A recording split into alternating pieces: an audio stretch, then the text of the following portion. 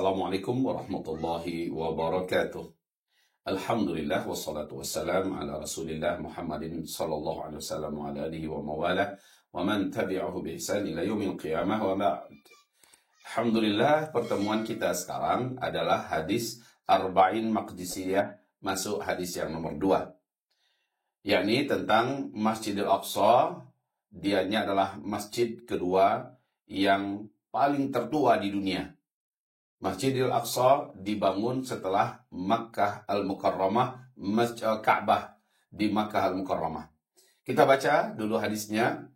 An Abi Dzarrin radhiyallahu anhu qala, dari Abu Dzar radhiyallahu anhu qala, qultu, aku berkata atau aku bertanya, ya Rasulullah, wahai Rasulullah, ayyu masjidin, masjid yang manakah, wudi'a fil ardi awwalan, yang dibangun di muka bumi pertama-tama sekali. Qala, Nabi sallallahu alaihi wasallam menjawab, al-masjidul haram, Masjidil Haram. Ini Ka'bah yang ada di Makkah sekarang ini. Saat itu nama kawasannya belum Mekah, tetapi seperti yang Allah umumkan dalam Al-Quran, bi Bakkah, namanya dulu adalah Bakkah.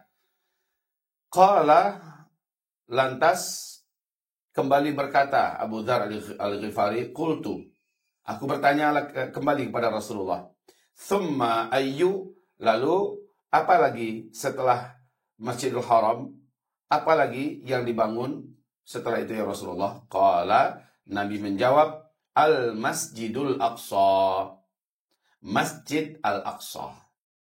Saudara dan sahabat yang kami cintai, Masjidil Aqsa, kalau di segi nama, Aqsa itu adalah tempat yang sangat jauh. Sangat jauh dibandingkan dengan orang yang tinggal di Mekah, orang yang tinggal di negeri Jazirah Arab. Dia jauh, ya, Al-Masjidil Aqsa. Dan tentu saja tempatnya adalah di Baitul Maqdis, ya, di negeri Syam, Palestina. Al-Masjidul Aqsa, kata Rasulullah SAW. Qultu, aku bertanya kembali, kam kana bainahuma, kam berapakah, karena telah ada bainahuma, waktu di antara keduanya. Berapa ya Rasulullah? Jarak waktu antara Masjidil Haram dibangun, lalu setelah itu Masjidil Aqsa. Nabi berkata, arba'una sanah, 40 tahun. Maka ketika hadis ini begitu sharih, begitu wadih, begitu jelas dan terang, jangan berspekulasi. Kalau Nabi mengatakan 40 tahun, jangan cari lagi 40 tahun yang mana nih. Bisa jadi ada makna yang lain dari 40 tahun. Tidak boleh kita mencari makna yang lain, karena ini jelas sekali. Arba'una sanatan, 40 tahun.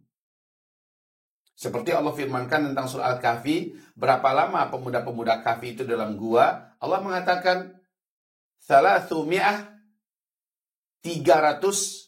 lalu wasdadu tis'ah, tambahkan 9, berarti 309. Jangan dibuat spekulasi. Oh, bisa jadi mereka 330 tahun, bisa jadi mereka hampir 400 tahun. Tidak boleh, karena sudah jelas, sharih, wadih, jelas hadisnya, dan dalilnya juga qat'iyyut thubut.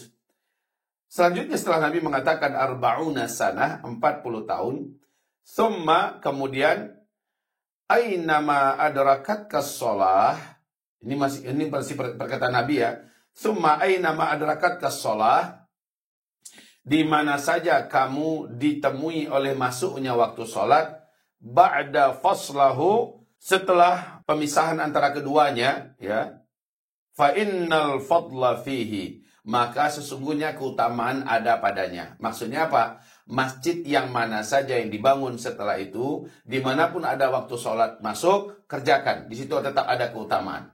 Memang keutamaan Masjidil Aqsa dengan Masjidil Haram jelas beda. Kalau Masjidil Aqsa, orang yang sholat di dalamnya sama dengan sholat 500 kali lipat sholat dibandingkan masjid-masjid biasa. Tetapi orang yang sholat di Masjidil Haram, ini lama waktu, kelipatan gandaannya, pahalanya di sisi Allah adalah 100.000 kali lipat sholat.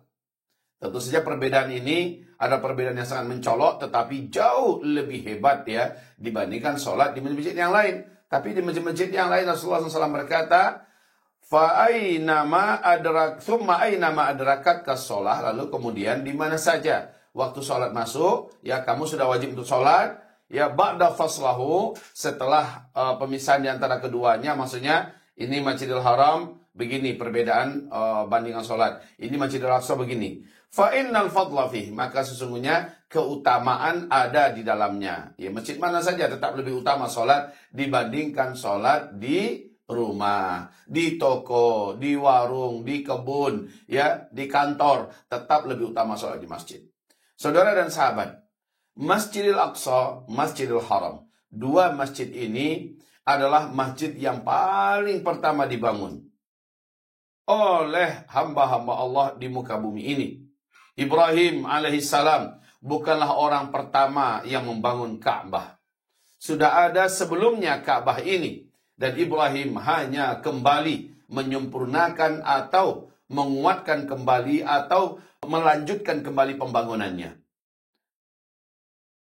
Dan Masjidil Haram ini telah dibangun berkali-kali, dalam artian dia dihancurkan, kemudian dibangun kembali, terjadi peperangan, terjadi kembali penghancuran, dibangun kembali, tapi titiknya tetap sama. Titiknya tetap di situ, tidak pernah bergeser. Dalam salah satu riwayat, kami membaca bahwa Ka'bah ini, posisi berdirinya Ka'bah di Bakkah atau Makkah itu, sejajar, kalau ditarik ibarat tali, dengan ini ada bola, lalu ada titik tali, ditarik ke atas, maka sejajar antara titik Ka'bah itu dengan Baitul Ma'mur, ya, di Sidratul Muntaha, lapis langit ke-7. Nah, di situ ada Baitul Ma'mur, istana yang maha besar, istana berkumpulnya seluruh para malaikat dan bekerjanya seluruh para malaikat. Kesibukan para malaikat siang dan malam untuk mengurus seluruh kesibukan alam semesta di Baitul Ma'mur.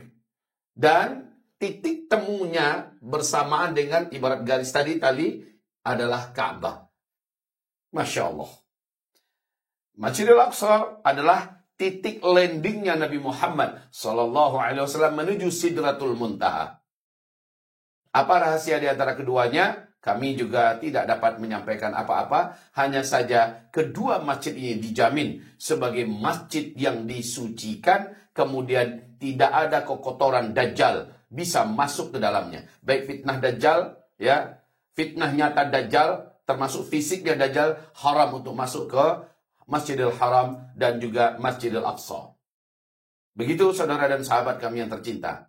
Bedanya, Masjidil Aqsa ini bukan Dome of the Rock yang ada kubah emas itu saja, tidak. Bukan pula Masjid Al-Qibli, ya, yang dibangun kemudian hari di masa dinasti Bani Abbasiyah dan diperbesar lagi di masa dinasti Bani Utsmani, yakni Masjid Al-Qibli. Bukan itu saja yang Masjidil Aqsa. Masjidil Aqsa itu adalah satu kawasan, ya, satu kawasan terhampar yang di dalamnya ada dua masjid, ya. Masjid besar yang dipakai. Tapi ada masjid-masjid yang lain, termasuk masjid tempat Nabi Muhammad SAW bertolak menuju ke Sidratul Muntaha. Ini semuanya ada di dalam Masjidil Aqsa.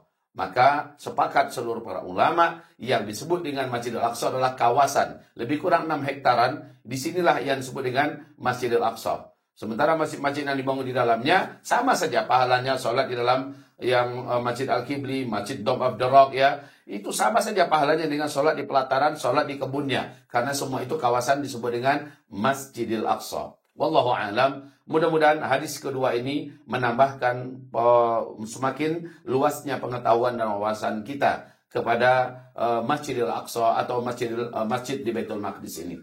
Jazakumullah khairan. Barakallahu fikum. Assalamualaikum warahmatullahi wabarakatuh.